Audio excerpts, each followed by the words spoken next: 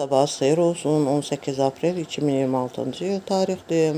Yaz fəslinin 30-cu günüdür. Dini aylardan olan isə mübarək Zülqədə ayının 1-ci günüdür.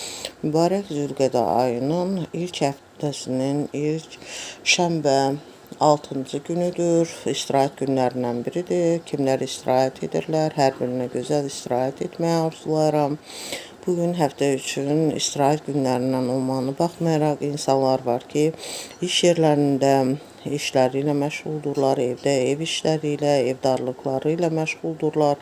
Elə insanlar var, iş arxasınca getmişlər, işləyib bir parça çörəyini qazanmaq üçün hər birinə can sağlığı, iş şəvatlığı, bol ruzi, bərəkətli bir gün keçirməyini arzu edirəm.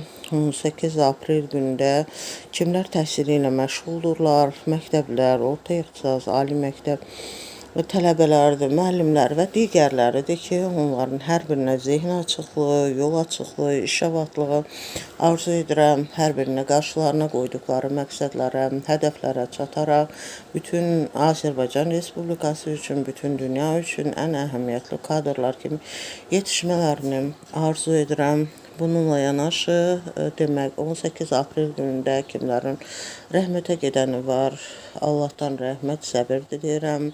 18 aprel günündə kimlərin xəstələri var, can sağlığı, şəfa diləyirəm.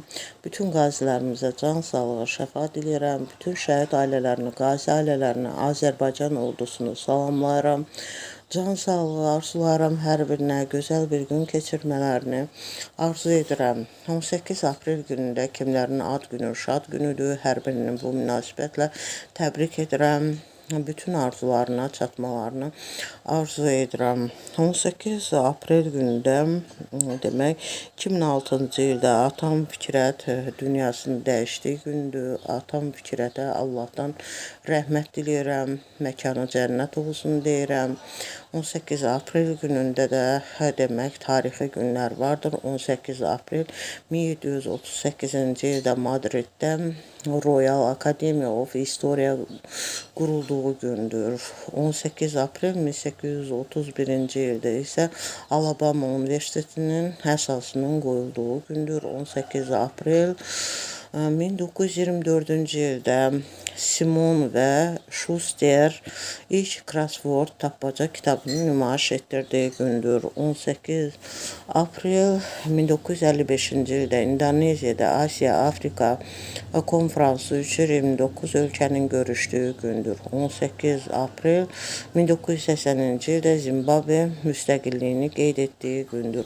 18 aprel 1981-ci ildə tarixdə ilk ən uzun profesional deməli beyzbol oyununun keçirildiyi və 23 iyunda bu oyunun başa çatdığı gündür.